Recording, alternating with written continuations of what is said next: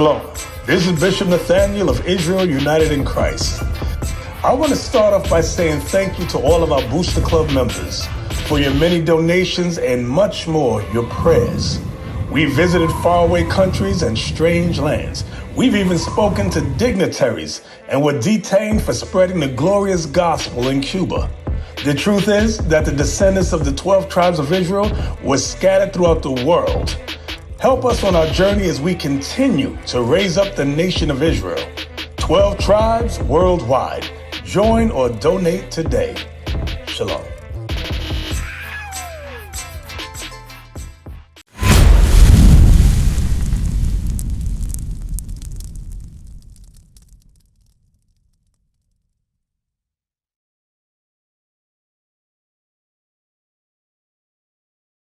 You already know you winning live on Revive. Join in on the conversation. Drop your comments below. Give us a call, 202-750-9112. We got a lot we're going to be covering with the Deacon today. Yo, Deacon, what's good? You're live on Revive. How you feeling? Good. Yourself? I'm well, man. I'm well. We up. We made it through another day. You know, yesterday was a crazy, hectic presidential debate. I don't know what to call that.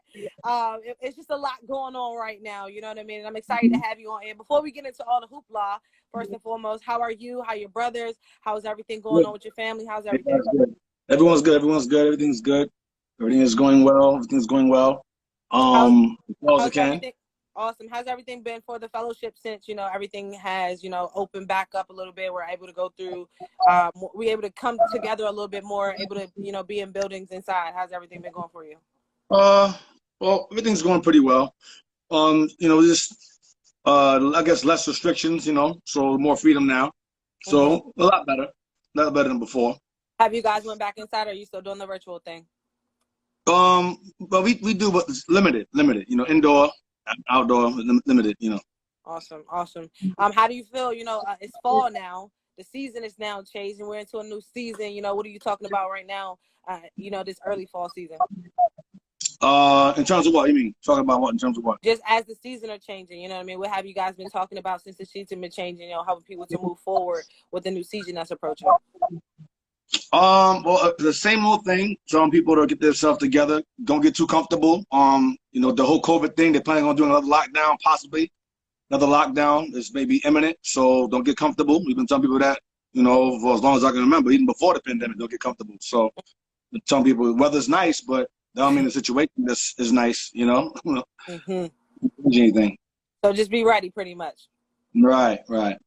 All right, well, I definitely want to go ahead and get into some things. I want to get your opinion first and foremost, because this is something that a lot of people have been talking about. But before we actually do that, I want to make sure I do this properly. I want you to introduce yourself like you always do. Give yourself a shout out. Let the people know exactly who they're listening to. Sure. Hello, everyone. Deacon Eythan of Israel United in Christ. We are a faith-based organization. We teach our people according to the Bible who they are, and that we're the Israelites, the so-called Black, Hispanic, so-called Black, Hispanic, Native Americans, and those who are deemed part of the African diaspora.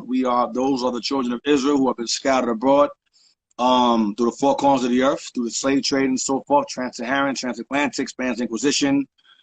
We are the children of the book. We are the people of the book. The Bible is our book, our record book, based upon archaeological, historical, any type of geographical. The Bible is based as our book. Awesome. That's what we teach. And I appreciate you. And for those who don't know, this is something that we've been doing since, I would say, March now, you know, having the Deacon come on once a month, you know, educating and re-educating us, you know, joining in on different topics, different discussions to make sure that we're getting a well-rounded idea and perspective of everything that's happening right now, especially in 2020. It's a lot happening.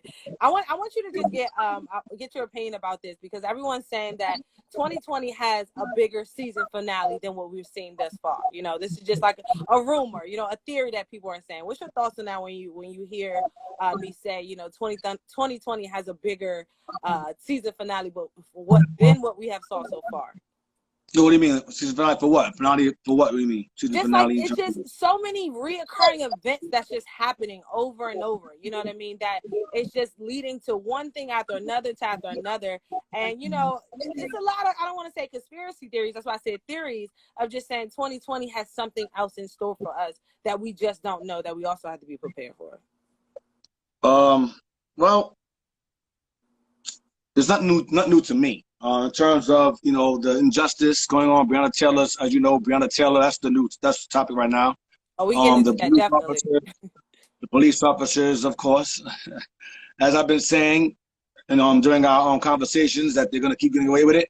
They're going to keep killing us and getting acquittal after acquittal. The highest, I think, punishment that the guy received was wanton endangerment, which is basically he got punished for missing his target. You know, he got punished for shooting into the wrong apartments. That's the highest, pretty much slap on the wrist that they got out of all 3 officers. One of them plans on doing a fundraiser, I think, of $70,000 to pay off, I guess, the rest of his time off on the job so he can live securely and safely. And he's gonna get the money because I believe what's his name, Darren Wilson, got money. And I believe the young boy that shot those Black Lives Matter activists, I believe he shot 3 and killed 2. They raised $100K for him, so he's good. So it's reoccurring. 2020 is a bit more. Keep it all the way 100 with me, Deacon. 2020 is, I would say, it was a bit more hectic in terms of the pandemic and, you know, and the staying in the home and store lockdowns. So that's kind of like the icing on the cake, but there's nothing new. The killings, nothing new. Mike Brown's killer got off. Trayvon Martin's killer got off. We're seeing it time and time again. This whole presidential thing going on with Trump and Biden and them going back and forth, and Trump insulting Biden because he's old and he says he's senile, and the bickering. It's all, to me, it's all a show. I said it before. It's a show. It's an act to keep people entertained. You know, Trump is throwing money around to help Black people, give y'all some money so I can vote for me. You know, the stimulus check, that's on hiatus right now. They're holding on to that. You know, people want that money. They're waiting for it. You know, they argue over that. So to me, it's all a show. It's all a joke. And 2020, you know, to me is no different from any other year, aside from the pandemic. To me, it's the same. Nothing has changed to me. You know, I can feel that. 2020 to me is this year shows that America is unraveling. It's falling apart at the seams. Aside from other years prior, it was more covert. Couldn't really see it. But this year, 2020, we're seeing clearly 2020 that America is starting to kind of unravel. Other nations to talk about how America is a first world. What do you call it? What do you call it? Not, you have third world, and you have third world country. What's this one? Oh, there's just free world. Yeah, first world. America's a free world country, but it looks like a third world country outside of, you know, from other nations. So a lot of nations are talking, you know. So America's not looking too good right now, you know, at all. Looking real weak. It's falling apart. And we've been saying this for a long time. As this truth grows, as the understanding of our nationality grows and this truth grows, America's unraveling at the seams, seems to me. And this is kind of what you were talking about last time, too, when you mentioned Babylon. You know what I mean? Yeah. So let's tap in a little bit. I would love to tap in a little bit to, you know, Babylon and what's going on right now and how that actually connects. If you can help me with that. Oh, okay, Babylon. Okay, all right. We're starting off good. All right. Okay. Well, all right. So those of you who are unfamiliar with the Bible, Babylon was an ancient empire. Some of you who are familiar with that, some of you are not. You had an ancient Babylon that existed thousands of years ago. In Sumeria or modern day Iraq, that was the America of old, and all nations came together there, and there was a king that ruled. The Bible refers to him as Nimrod. History refers to him as Sargon of Akkad. Sargon, that's his name. It's the title. His name is Nimrod, and he ruled and governed over this kingdom called Babylon, ancient Babylon. And what ended up happening was his idea was to pretty much unite all people together under his rulership, under his dominion, and build a tower, okay, to reach heaven, to defy God, because he believed that he himself was a God. And so he basically was he basically was like a politician. He was a hunter of men. His job was, he is very charismatic, and he was successful in bringing pretty much all the people at that time together under his rulership, under his kingship, him and his mother, Semiramis, his mother. And he basically ordered the structure of a tower, and we're going to read what happened. So Genesis 10, and we're going to read, and I'm going to tie, you just mentioned Babylon, I'll tie it into to today. Genesis 10, I'll read 11. It says, and the whole earth was of one language and of one speech. So all nations at one time spoke the same language. It says, and it came to pass as they journeyed from the east that they found a plain in the land of Shinar, that's Iraq, Sumeria, and they dwelt there. And they had said one to another, go to, let us make brick and burn them thoroughly. And they had made brick for stone, and slime they had made for mortar. And they said, go to, let us build us a city and a tower, whose top may reach unto heaven, and let us make us a name, lest we be scattered abroad upon the face of the earth. So the fear at the time was that God would scatter the nations all over the place, separate them. They were all, at this point, everyone's all one at this time, under Nimrod. It says, and the Lord came down to see the city and the tower, which the children of men builded. And the Lord said, behold, the people is one. The people is one. Now, I'm going to go back and forth in time. Today, there's a term. You have the Pledge of Allegiance. I pledge allegiance, heard this in school. Pledge allegiance to the flag of the United States of America and to the republic for which it stands, one nation, under God, indivisible, with liberty and justice for all. You heard that before. That's a hand in your chest. You're still in class, and everyone does it. We said it so many times. I remember it. That was years ago. And I know about heart, it was put in our minds. So it said here, when the peoples become one, is one, and they have all one language, and this they begin to do. And now nothing will be restrained from them, which they have imagined to do. Go to, let us go down, and there confound their language, that they may not understand one another's speech. So the Lord scattered them abroad, which was their fear. Because what they did, he scattered them abroad from thence upon all face of the earth, and they left off to build the city. Therefore the name of it is called Babel, because the Lord did there confound the language of all the earth, and from thence did the Lord scatter them abroad upon the face of the earth. And so people want west, they want north, they want south, into the known world. Some went to Europe, some went into Africa, Iraq, and the east, and so forth, because the languages were confounded. So this man, Nimrod, I mentioned earlier, Genesis 10, remember his city was called Babel. It says, Genesis 10, in the beginning, it says verse 8. And Cush begat Nimrod. He began to be a mighty one in the earth. He was mighty, fierce. It says, he was a mighty hunter before the Lord. Wherefore it is said, even as Nimrod, the mighty hunter before the Lord, because he was a hunter of men. He was charismatic. He sought rulership. He sought to gather all people as one. And they became one under his rulership. It says, out of that, it says, in the beginning of his kingdom was Babel, the same place. And Erech, okay, and Akkad, or you call them Akkadians, Akkad, and Kalna in the land of Shinar, which would be Sumeria, Sumer, Iraq, okay. Out of that land went forth Ashur and built Nineveh. So Nimrod, basically, his objective was to unite all nations together as one. And they became one. And when they became one, they all conspired to do something against the Lord, build a tower up to heaven to avoid God judging them. That was the purpose, to avoid God's judgment. Let's build a tower and let's all come together. So God said, I'm going to confound the languages so they can't do that. So Nimrod ended up dying, so forth. So when you say confine the languages, you mean like put all of them together so everyone speaks the same thing? They were. He confounded, so they couldn't do anymore. Okay. Everyone spoke the same language, same thing, same dialect, everything. God said no more of that. So now you're going to speak modern terms. You guys all speak Spanish. I'm going to give you English. You're going to speak French. You're going to speak, whatever. Creole, Iranian, Indian. So you can't communicate anymore. You can't communicate anymore. You understand? So that ideal died because they couldn't talk anymore. You can't communicate. You can't work together. That's real. So that's how everyone went their way. That's how the known world, before this side of the world was populated, the known world, everyone went their way. So now, when you go to First Maccabees, we're gonna fast forward now to the time of the Greeks. Now, during the time of the Greeks, you have a question in there too, Deacon. I think somebody wants you to read. Real Lunchbox. What's the question? I don't really understand it myself. It says, so how come they can find skeletons of Homo people that we evolved from that concluded out to? I'm not sure.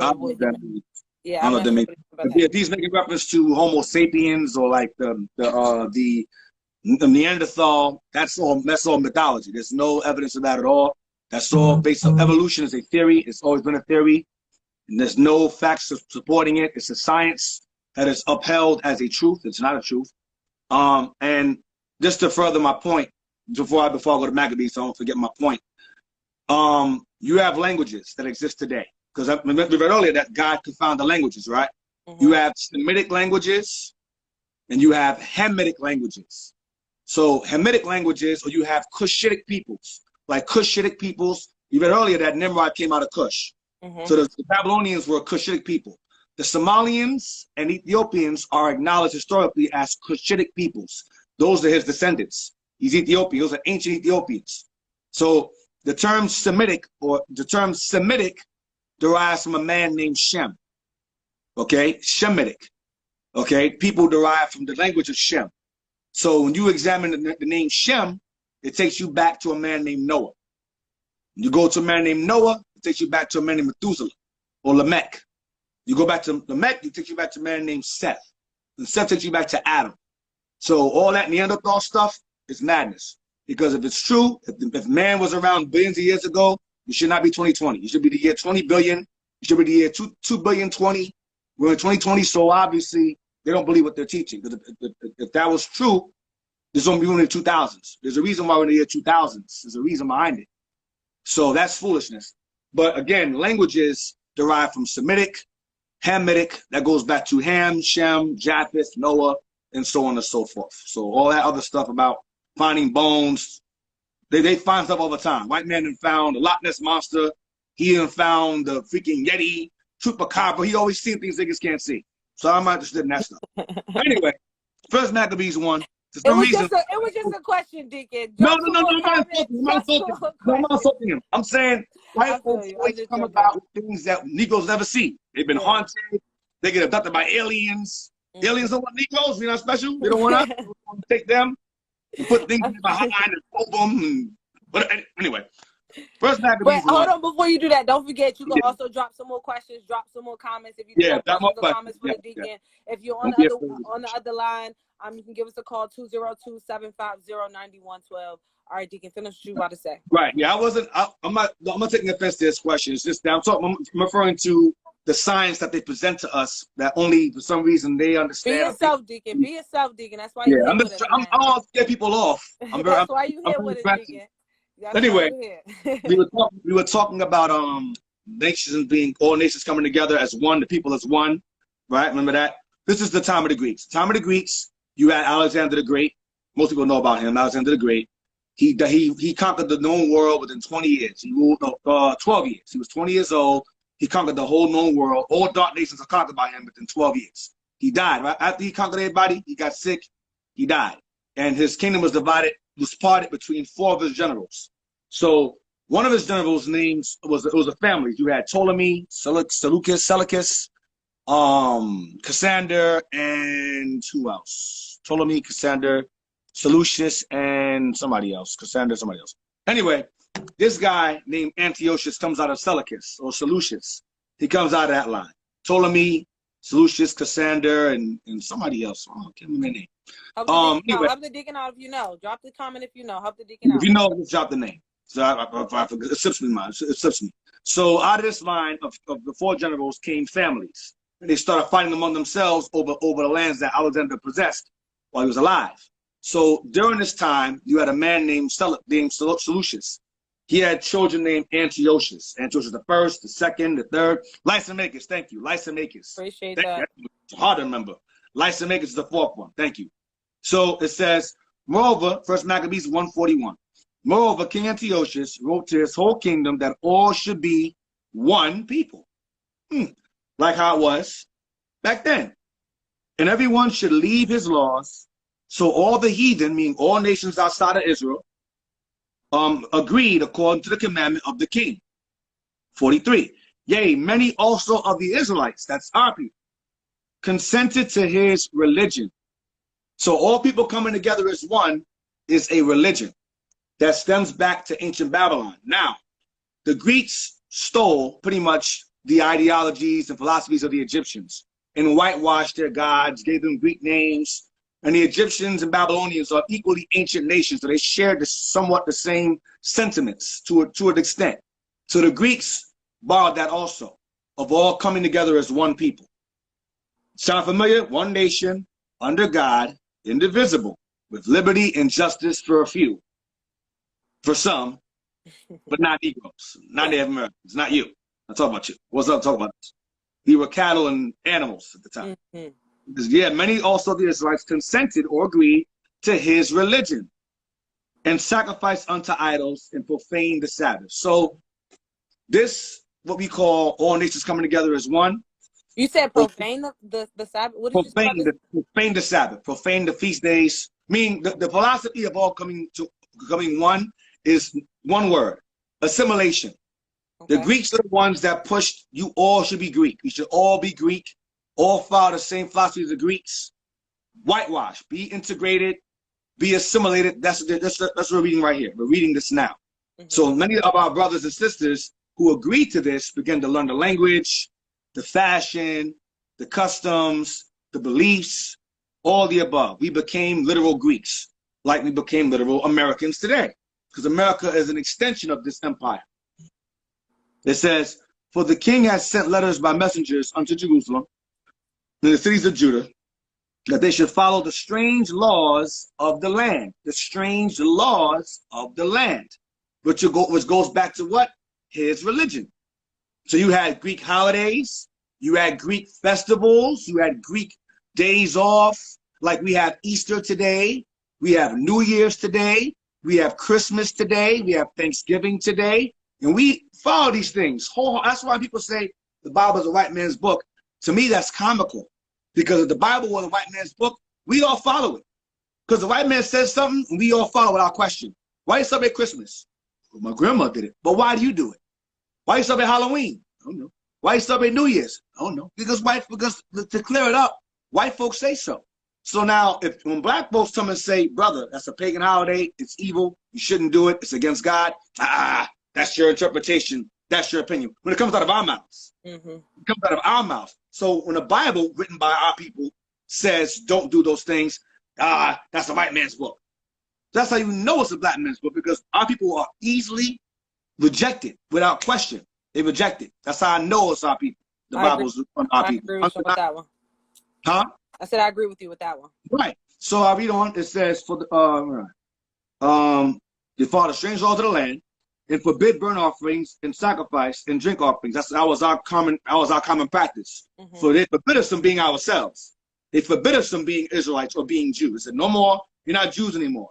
You're not Israelites anymore. You're going to be Greeks. You're going to be Americans. You're going to be assimilated. You're going to be integrated into our society. No, everyone's one now. No one's separate. No one's an island. We're all one. We all come together. Now, as you know, sister, democracy was born in Athens, Greece. Democracy was born in Athens, Greece. This is democracy here. We're reading democracy now. Democracy and Christianity go hand in hand. They tie in together.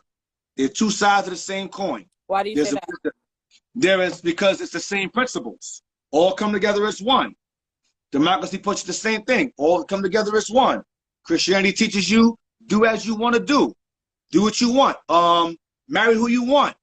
Do what you please. Christianity says God loves you for who you are. It's all love. God is love. God is joy. Do what you please. You're under grace. God is love. It's the same principle, just political. You have a political side. You have a religious side. It's two sides of the same coin. Two sides of the exact same coin. Liberals, same thing. Conservative. It's all the same. It's all the same. It's all an illusion to give you the thought that you have a choice. But in reality, we have no choice who we pick. If you pick Biden, it's two heads of the same coin. One's more aggressive and one is less passive. One's more passive aggressive, but it's still the same aggression. So it's a trick bag. So the Greeks, unlike America, the Greeks gave you no choice. The Greeks said, listen, either you're going to do or we're going to kill you. America's like, oh, you can, but if you go against us, we're going to label you a hate group. We're going to say you're a terrorist. You're a black identity extremist. It's the same thing, just not as violent. It's the same principle. So America is an extension of the Greco-Greece Roman Empire. That's why you have the Roman numerals in the back of your money. You have in back all of that. America has Greco-Roman infrastructure. The White House, how it was built, the statues, Statue of Liberty, all of that go back to Greece and Rome. All of that. Even the Senate itself. Let's get that. I'll show you. I'll give you an example. This is Rome. Now, when Rome was conquered by the Greek, when Greece was conquered by the Romans, they merged. They didn't conquer them. They merged together as one. But the Democratic side was the Greeks, and the Republican side was the Roman side, because they're a republic. Because America's a republic. Mm-hmm. You know, a republic is run by a ruler. Okay, a republic is run by a ruler. Democracy means people have a choice, the people. But they don't really have a choice. It's an illusion. At the end of the day, you can choose, but it's the same. It's the same agenda. It's the same thing. I'm gonna show you. First Maccabees 8, and I'm gonna read about Rome.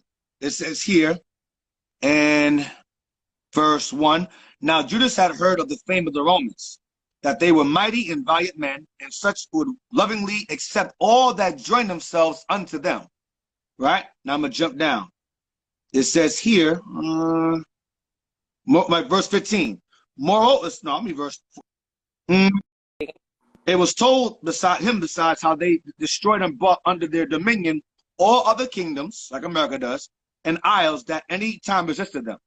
It says, but with their friends and such as relied upon them, they kept amity, and that they had conquered kingdoms both far and nigh, like America does, in so much as all that heard of their name were afraid of them. Also, that whom they would help to a kingdom, those reigned, and whom again they displaced. They would kill one leader and set up another, for the puppets and so forth. That's what they did. It says finally that they were greatly exalted. Verse 15. Moreover, how they made for themselves a senate house, wherein 320 men sat at council daily. Now we have less now, but in this time it was 320, consulting always for the people. It says, to the end they might be well ordered. 16, and that they committed their government to one man every year. Now, rather than 1 year, this is called a Caesar. Now it's called a president. And rather than every year, it's she has 2 terms, each for 4 years, whatever. Right? It's extended. And that all were obedient to that one president or Caesar, and that there was neither envy nor emulation among them until after Julius Caesar, they killed him. It went from a republic to an empire under Octavius, Augustus, and they started killing each other. Then that was a wrap. So I'm showing you that Greece and Rome merged into one, and that was the norm. And America is an extension of that norm. Then I'm going to go back to chapter 1 again. It says, chapter 1, and pollute the sanctuary, our temple, and holy people. So the objective of the Greeks at this time, because all nations consented to the Greek philosophy, but the Israelites, us, we had our own laws, our own government, our own customs, which kept us separate from everybody else. We don't want to be bothered with that stuff. So this particular movement of the Greeks was primarily focused on converting the Jews over, which is our people, over to the Greek philosophy. It says, instead of altars and groves and chapels, that's churches, of idols for the Greeks, and sacrifice swine's flesh. They're in slavery. What do they give us? Soul food, the swine, all parts of the swine, the butt, the belly, the face, the nose, the heart, the lungs, the guts. And unclean beasts, that's your pork, your shrimp, your clam, your lobster. That's what the Greek custom was, eat those things. Our custom was not to. 48, that they should also leave their children uncircumcised. Our custom was circumcising our boys. And make their souls abominable with all manner of uncleanness and profanation, perverseness. Next verse. To the end, so the conclusion of this was what? To the end that they might forget the law and change all the ordinances, our ordinances. And whosoever would not do according to the commandment of the king, or religion of the king, he said they should die. So America pretty much is an extension of that same empire and that same agenda. Integration and assimilation has destroyed our people immensely. And what I mean by that is that our people, when we were separated and we were on the bottom, we knew who we were. We knew that we were not accepted by our oppressor. They were never going to accept us. We began to do what? We began to do for ourselves. We began to work with each other, establish our own cities. You know them. Black Wall Street, the most popular one. You had Black Bottom, Detroit. You had one in Atlanta. You had one in Central Park, but you had white folks there too. But you had one in Central Park. You had one in many different areas. We even had something called the Green Book, where we had a book where Black folks read it and they knew where to go, Black towns to go to be safe, and how to avoid white towns to be safe. So we did our own thing because we were not integrated or assimilated into the society that we were ruled over. As time went on, Black folks sought to be what? One with their oppressor. They sought to be one, and they started fighting for civil rights. Now, civil rights, there's a two-edged sword. It's like I'm agreeing on, like, I know, right? Right. It has its benefits, but also it had its consequences. And what I mean by that is that, in terms of myself and our movement, we are allowed to go out in the street and teach our people who they are according to the Bible. That's a right that was acquired by Martin Luther King and all the civil rights leaders that gave us the right to go out there and protest in the streets. If it weren't for them, we wouldn't have that right. So I give respect and respect is due. However, the civil rights movement is what destroyed Black Wall Street. It wasn't the bombs. That didn't destroy Black Wall Street, because Black folks had their own buses, their own schools, their own hospitals, their own not banks. They had their own companies, cars, cabs, buses, all of that. When Black folks say, you know one thing, we want to be together. I don't want to ride in the front of a Black bus. I want to ride in the front of a white one. I don't want to drink from a Black water fountain. I want to drink from a white one. And so we began to seek solidarity with those who didn't want us around. And we start to. And I think that, Deacon, it was, and I agree with you there, but I just wanted to put a point there. And I do understand what you mean, about segregation and having us actually come together was not maybe the smartest idea, just to say it out loud. But at the same time, it was because that we wanted something that was just as equal as the white bus, just as equal as the white water fountain. So we thought that, coming together and being able to use the fountains that were theirs would be able to help us in a way, be able to come, equal or have equality with those certain, attributes that we have to live with, day to day.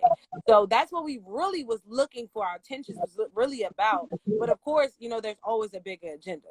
Did it help us? It didn't help us because we didn't know how to utilize what was given to us and make it for us and about us. We were comfortable with. I just believe, because I wasn't there, I just believe that our people got comfortable with being able to just go to a grocery store and being able to get, a decent price or something that was decent, period. And not having to have a hassle of, going somewhere and not being able to get it. So it was. Look at him. No, I just feel like it was a bigger agenda. It was just a bigger agenda that we wasn't aware of, and we got taken advantage of like we always do. It didn't help us, sis. When we integrated and so forth, it destroyed the Black businesses. Destroyed them. I agree with you on that. There's no, like, for example, you'll see a business in the store, Frankfurt and Sons business. That's white folks. They passed it down. We had the same thing. Rosewood, Florida. I left that out. I gotta leave that out. Rosewood, Florida. We was doing good. You watch the movie Rosewood, the white man said, "This nigga got a piano. I ain't got a piano." They then burned the freaking whole village, the place down. We did better for ourselves. Now, like I said before, I understand what you're saying. Like I said before, it's a two-edged sword. There was pros and cons. In terms of my benefit in terms of civil rights is the fact that we're able to go out in the streets, teach our people, and things of that nature. We have that freedom to do that. But in the end of the day, we still loved each other. You didn't have baby mamas around. You didn't hear about that. You didn't hear about the massive divorces, abortions amongst us. You didn't have high levels of, well, you had imprisonment. Of course, you had the criminal leasing law. So that was going on. Stone quarreling and all that stuff, and that was still going on. Just the prison system been around for ages. But my point is that when we were together, we were better off. Integration has made it where our people have forgotten who and they got are. comfortable. Exactly, got comfortable, got right. lazy. We Right. we were not educated or knowledgeable on how to utilize the resources that were given to us to be able to bring it back to our own, adventures that we were taking on, such as our own buses, our own cabs, our own grocery stores, things like that. We didn't take those things and bring it back. We just kept spending money, kept spending money there. No, not that true, sis. The money stayed amongst us. The money doesn't stay with the black community for an hour. It's gone. And among us, it stayed among us for days. I'm talking about once integration started. Oh, yeah, yes. Once it started, it was a wrap. Once it started, it constructed. So, in all that, I'm going to say this. This is Leviticus 25 and verse 20. Give me a second. Leviticus 20, verse 25. I'm going to show you something that our people knew to do that benefited us. Someone just made a good point, Mr. Make It Rain. Shout out to my guy, Noah. He said the prison system is primarily Caucasian throughout because on the most part, society was lynching us. So pretty much he was saying that the prison system was predominantly Caucasian too, because we were pretty much lynched instead of actually in prison. Right, I agree. But then, of course, they have what's called the criminal leasing system that was established around the time of Jim Crow, where they would put black folks in jail for a long period of time for small crimes, kind of like what Bill Clinton did. The 3-strike rule, same thing. Same thing. I'm just telling y'all, it's the same thing, nothing new. The crime bill. They were arguing over last night. Right. Leviticus 20 and verse 24. It says, "But I have said unto you, ye shall inherit their land," which will be our land eventually, or eventually became our land. "And I will give it unto you to possess it, a land that floweth with milk and honey. I am the Lord your God, which have separated you from other people." So one of the things that the Bible says is that when our people were separate from anybody else, we were better off. We were better off. We were good. We loved each other. We knew what was going on. There's a book. I wish I had it I don't have it right now. In my shelf. It's called "Before the Mayflower" by Lerone Bennett, and he talks about how when Negroes were in slavery, how you had marriages that lasted a long time. There was a family structure. There was no sleeping around. It was very rare. Sleeping around was going on. The man got a woman pregnant. He took care of the woman. That was his wife, and they lived a long time. They had a family around them. There was a village. They all worked together. Despite being in the fields and being whipped and killed and hung and all of that, that's all horrible, bad. But we still had a sense of family, a togetherness, a close-knit relationship. Where now we gained privileges or rights. Now all of a sudden we became sedity. I'm better than you. I got this job, you don't. I got a job at the white man. I got you understand what I'm saying? The superiority came in. The cooning came in. All that started going on. It got bad. Speaking of that, let me ask you a quick question. It's going to change the topic, but it's going to be about what you're talking about when you say the cooning came in. Earlier, we were talking about Breonna Taylor, but we didn't really get into the Attorney General down there in Louisville. Oh, God. The Black Attorney General, you know what I mean? The one where he really convinced all Black people in Louisville to vote for a Republican, you know what I mean? And he ended up slapping them completely in the face. What's your thoughts on him? Speaking of the cooning, what's your thoughts on him and the statements that he made, prior to speaking to Breonna Taylor's family, and then also, allowing the public to know the verdict of Breonna Taylor's case? Well, he's in politics. He is in politics. He has to answer. He has to answer to a certain people that don't have these people's interests. And so, in order to maintain that position, you got to do you have to be against your people, pretty much. Isaiah 28 is my answer for him. It says, Isaiah 28, verse 15. It says, "Wherefore hear the word of the Lord, ye scornful men that rule this people," because he has power, which are in Jerusalem. "Because ye have said, we have made a covenant with death, and with hell are we at agreement." That goes into corruption, that goes into the liars, that goes into the elites and so forth that rule behind closed doors, that have all the keys to all the doors. And if you are not cooperative, they lock your behind out of them. It says, "We are made a covenant with death, and with hell are we at agreement. When the overflowing scourge shall pass through, it shall not come unto us. We have made lies our refuge, and under falsehood have we hid ourselves." So back then as today, as it was today, you had Negroes back then who are under the thumb of the powers that be, and they're not going to allow him to do anything that goes against their principles or support of their own. And so he's going to do what he has to do to stay in the seat he's in. So that goes back to cooning. You had coons back then, you have coons now. Nothing new under the sun, as the Bible says. You have John 11 also. John 11, verse 48, 47. These are the elders, the leaders of the people, the politicians, the leaders. This is when Christ walked the earth.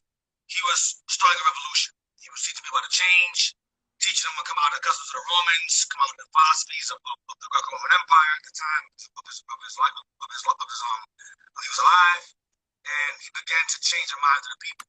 The Pharisees and those politicians at that time were in bed, we read earlier, with the powers that be.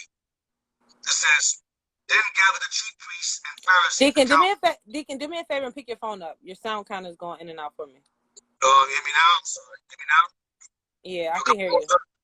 I can hear you. It just like faded. It just faded from where you were at first. But keep going. I'm sorry. How do I sound now? Sound better now? Yeah, I can still hear you. All right. It says, then gather the chief priests and Pharisees of council, and said, what do we? For this man doeth many miracles. If we let him thus alone, if we leave him alone, it says all men will believe on him. And the Romans, we read about Maccabees earlier, shall come and take away both our place, our position, and nation. So the leaders' fear back then was to lose their position of power. So they were in agreement, or they were in bed with the European, the white man at that time, as some are in bed with the white man today. And if that means turning your back on your people, or dismissing a proper judgment, you are talking about the box. Damn. Yeah, I'm not sure why your sound just faded like that. Oh, that's weird. It came out of nowhere. Yeah, let me. I can't hold the phone at the same time. You hear me now? I'm talking about the box still. Yeah, I don't know what happened. It literally just started out of nowhere. It's going good. But we can hear you though. That's what I'm saying. I can still hear you, but I'm not sure why your sound just faded like that. Look at my headphones. The sound will sound better. We'll wait for you, Deacon. No problem. We'll get your headphones. We got you. So y'all who tuning in, man, it's your girl POC. We tuned in right now with the Deacon. He's educating us and re-educating us. For you guys who don't know, this is something that we're doing, once a month for as long as we can do it, you know what I mean, and have the Deacon come through and just talk about different discussions, different topics, things that's going on right now, and then be able to give us a broader general perspective, and in a different way to have us, just have different conversations. What's up, Deacon? We back? How do I sound now? You're better, loud and clear. You good. Keep going. Okay. I use the headset then. What was I saying? I was saying you had, how do I sound now? Sound good? You're good. Clear up better than before? Yes. All right. Hopefully this is new. Hopefully it works better. All right. I was saying that our people from back then as well as now will do what they can to obtain or maintain their position of authority and power in this world. They're going to do it. I'm going to give you an example. I'm going to give you 2 Maccabees 4. Just to prove my point. 2 Maccabees 4 about a man named Jason. And what's the guy's name again? I forgot his name. You talk about the guy. What's his name again? I purposely forgot his name, Deacon. Okay, yeah, I understand. I'll forget it too. I understand. Yeah. Okay. 2 Maccabees 4. This was a man. But we're talking about the Attorney General in Louisville. That's what we're talking about. Right. Okay. Just that's fine. Just to give people reference to what we're talking about. Right. This guy is Attorney General, right? He reminds me of. Well, they say he's married to a white girl, but they think it's a lie. That's not true. He's married to somebody else. But regardless who he's married to, his loyalty is not to his people, obviously, based upon the seat that he's in. And it's not just him. I'm not picking on him. That's many of our people who are on certain positions of authority that don't care or relate to their own kind once they reach a certain status. You're coming clear. I sound all right?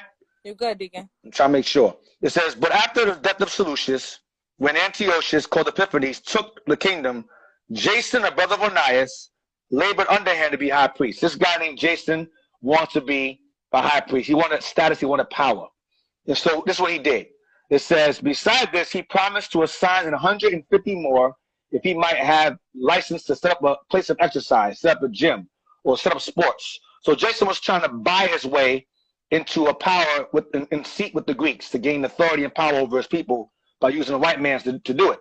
You see, so he told the white man, listen, I will set up a gym, Greek gyms, in our land, so our people can play sports to basically get to assimilate them into Greek culture. Because sports the Olympics came from the Greeks, the Olympics, sports, basketball, football, it all goes back to the Greeks and so forth. Boxing, that goes back to the ancient Greeks and so forth.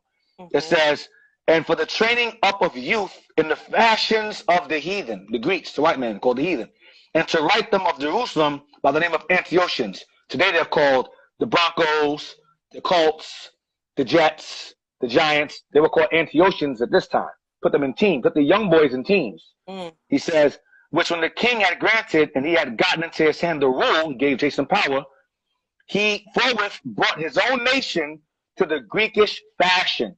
I mean, he started to make us, listen, learn the Greek language, or hell with the Hebrew language, learn the Greek.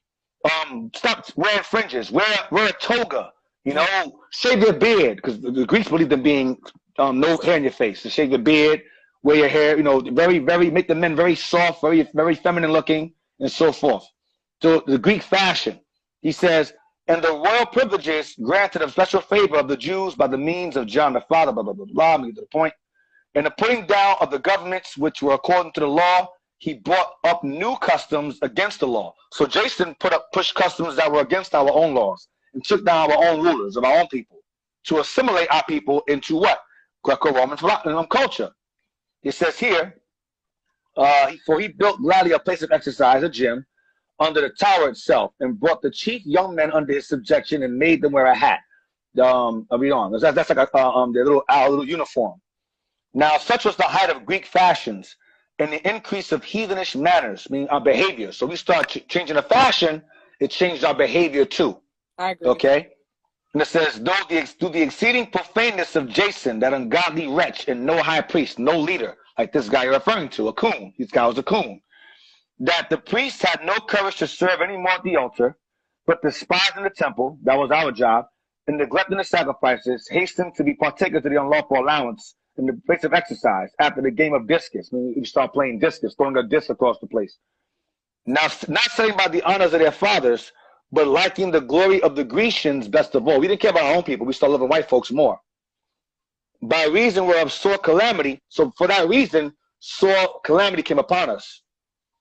For they had them to, yes. No, I want to ask you a quick question, Deacon. Why do you feel that, people have this mindset that selling their people out for power will actually give them power, when in real life they're actually, or reality, they're actually losing more power than what they feel like they're gaining anyway? I'm going to read it. We're going to read it. Watch. I'm going to show you why. It says, not studying by the house honors of their fathers, but liking the glory of the Grecians best of all. It says, verse 17, I was reading there. 16, by reason whereof sore calamity came upon them, for they had them to be their enemies and avengers. These were our enemies, but we loved them. Right? Watch this. Whose custom they followed so earnestly, and unto whom they desired to be like in all things. Our people love oppression and love our people. They love other nations outside their own. We've grown to despise ours. Bible tells you love your neighbor as yourself. Our people begin to despise that law. And we begin to despise ourselves and desire to be like the other nations rather than be ourselves. And so we don't look at ourselves as brother and sister. If I gain a certain position of power or status, you're beneath me. But our people have been taught in their mind that we can rise above the status of our people. You can never, ever rise above the status of your people. Ever. When you gain a certain level of status and position of power, I read earlier in John 11 about the Pharisees and chief priests. They said, this guy, Christ, keeps it up. We're going to lose our following, and the Romans will take away our position. So our people, when they gain certain positions of authority or power, they forget their people. They make a covenant with death, and with hell they had agreement. And that's what happens. And so, again, no, I want to ask you one more question get to one more topic before we get off. And we got about 10 minutes left. And I wanted to ask you, because last night, speaking of that, being in a position of power and showing, true hate, when it came down to yesterday's debate, Donald Trump the president of the United States currently will not denounce, white supremacists. He will not, say it out his mouth, condemn white supremacists. And I want to get your opinion about that. Why do you think that, he will not say it on live international internet and also television? He won't say what? Well, he won't stop saying it? He won't condemn it. He just won't say that he's not with, white supremacists. He won't, say that is not something he stands for. That is not something that he's with. That is not something that he gives power to. You know what I'm saying? Why do you think he won't say that on live TV? Well, I'm gonna offend people. I might even offend you. I like Trump. I like him. Really? He's honest. He's honest. He is the voice of America. That's who he is. Trump is the voice. See, our people would rather him not say it and just do it.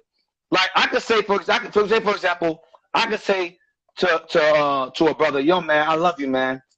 You're my man, yo, and be banging his wife. So what's worse, me not saying I hate him and doing hateful things towards him? You understand? We want Trump to not say things that he feels.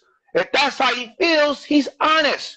So you're not surprised. You're not surprised. It doesn't shock. Why, listen, the presidents before him, how they feel about white supremacy? Were they against it? No, they were for it. So Trump is what he is. Trump is the man he's supposed to be. Trump is America. Trump is that's why he's going to get a second term. I kid you not. To get a second term, because he is the voice. He is the little voice in the back of white folks' heads. When they smile in your face and go, "Good morning, how are you?" When they do that Trump's voice is in the back of their mind. Well, make America great again. Put niggas back in chains. That's what they're thinking. We want them to say what we want to hear. I'm gonna give you an example. Isaiah 30. Watch this. This is our people. From then till now, Isaiah 30 verse 8. This says, "Now go right before them on the table and note it in a book, that it may be for the time to come, forever and ever, even now." It says that this is a rebellious people. That's us. This is a rebellious people, lying children, meaning love lies, love to hear lies. Children that will not hear the law of the Lord. Verse 10, which say to the seers or prophets, "See not," and to the prophets, "Prophesy not unto us right things, speak unto us smooth things." Prophesy deceits, meaning don't say things like that. Say things that sound nice. Say things that sound good. Make us feel like you love us. Make us feel like you want us. But sister, they don't want us. They don't like us. Breonna Taylor is proof.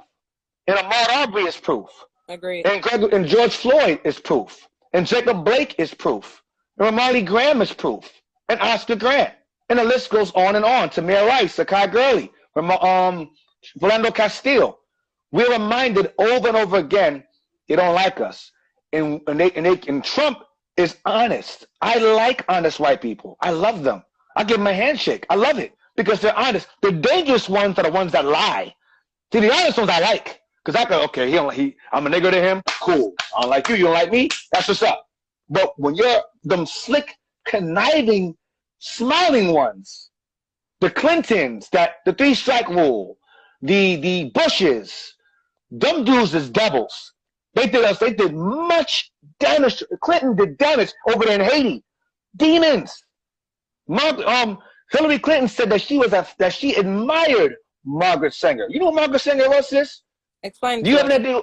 Margaret Sanger was the one that introduced eugenics to America. Eugenics is a word that means good genes. She established something called, in Germany, they were sterilizing women over there because a lot of the black men were banging the women over there in the war. They sterilized the white women so they wouldn't bring forth any black babies. Then they brought it over here. She said black people were reckless beaters. And so she established something called the American Abortion League. But then, over time, they said, you know one thing? That targeted us. They said, you know what? That sounds too mean. That sounds too harsh. American Abortion League. That sounds like some supervillain stuff. Let's change it. Make it more appealing. Make it more respectful. I know. We'll name it Planned Parenthood. And we're going to put that Planned Parenthood clinic in every urban community. We're going to put it in every urban community and so forth because these niggas are reckless breeders. She was a widely known, openly public racist. Hillary Clinton loved her. They robbed Haiti. The Clintons robbed Haiti. Clinton disrespected black folks. We out there, he smoked weed. He got some head. He loved rap music. He got an office in Harlem. We loved him. He's the first black president, we called him. And he was doing mad dirt behind the scenes. We want Trump to be the same. We want Trump to do us dirty, but smile on our face. I like Trump. Trump is honest. Trump doesn't like Negroes. He doesn't like Hispanics. We need that to remind us that we are not free. This is our land of freedom. This is the land of our captivity. We were not born here. This is the movie Matrix. What did Mr. Smith say? He said, we're not here because we're free. We're here because we're not free. And until black folks figure that out, I pray he gets a second term. Because he's honest. Now, if Biden gets in, he'll do the same thing. He'll do the same thing. He'll have, let me give you an example. Candace Owens, someone say she's a coon. She does coon. She has coon moments and she has points and she makes good points. Biden had a conversation with Cardi B.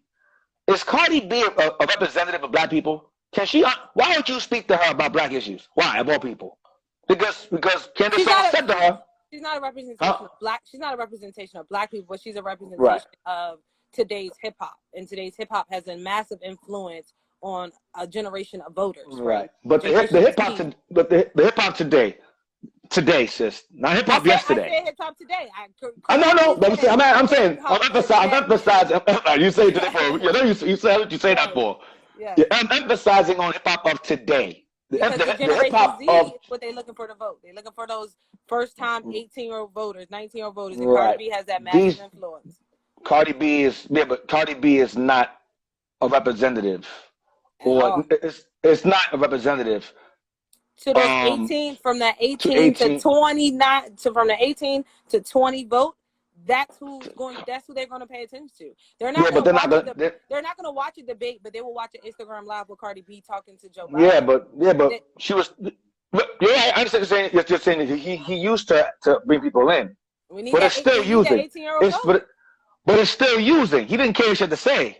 I agree with He didn't care what she thought. It's a joke. He didn't care the hot sauce in her bag. I'm agreeing with you. Right. What I'm saying is that it's a game. It's a joke. It's a gimmick. It's all a gimmick. That's what my point goes back to. We're not here because we're free. Mm-hmm. We're here because we're not free. We're not here to receive freedom, rights, justice. When you read Isaiah 59, I don't think I have much time. When you read Isaiah 59, our people were doing a lot of evil towards each other. And again, I emphasize this because this was in our own land at the time. We got 2 minute warning mark, Deacon. All right, I'm gonna read verse 9. It says verse 9. Therefore is judgment far from us. That's us. Judgment is far from us. It says, neither doth justice overtake us. You don't receive justice. We wait for light, but behold obscurity. For brightness, but we walk in darkness. Why is that? Their feet run to do evil, and they make haste to shed innocent blood. Their thoughts are thoughts of iniquity, wasting and destruction are in their paths. So our people are very much hateful towards each other, not all of us as a whole, but our people tend to have a certain level of hatred for themselves and themselves. Of course, it's a reinforced habit. And for that reason, because we refuse to return to the Lord, that is the reason why these things happen to us. Acquittal after acquittal. That's why it happens. That's why these things are going on. Trump is honest. Trump is an honest candidate. If he gets in office, we know what we're dealing with. Biden, you don't know what you're dealing with. You don't know what you're dealing with. But Deacon, before they hang up on us, I want you to go ahead and shout yourself out. Tell the people that can find you. I appreciate your energy, your truth, your facts, your knowledge you come with each and every month. Thank you always. This was a great conversation. You definitely enlightened me a lot. I'm glad we started with that Babylon talk. That got you heated. Right. I'll go back to that. I'll go back to that another time. Go ahead and tell the people how they can stay connected with you. You can visit us at israelunite.org, israelunite.org. We also have YouTube channels, IUIC in the Classroom 1, IUIC in the Classroom 2, IUIC events where our bishop goes into a lot of things. You can watch him. You go to our website. Any information you want from us, you can go to our website and visit us. Our contacts are there. Everything's there. So any questions you may have, it's all on the website. Our location. We used to scream black power while heroin was pushed. But at the end of the day, nothing's in vain. IUIC, has been given a vision. The tents of Judah has risen. Many has attempted the mission. Minor murmuring, omitting, and missing the mark. Just reading that he had the flame of fire in his eyes gave us the spark. We on Paul's mission. We out on the road, purple and gold. From Mexico, Cuba, Haiti, Ghana, Sierra Leone. 144,000 boots banging, concrete crackling. These are our men repented at heart. The scriptures is proof. IUIC, we deliver the truth.